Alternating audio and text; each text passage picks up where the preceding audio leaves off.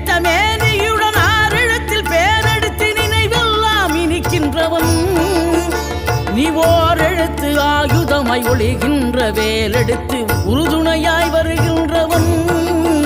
எனக்கு உறுதுணையாய் வருகின்றவன்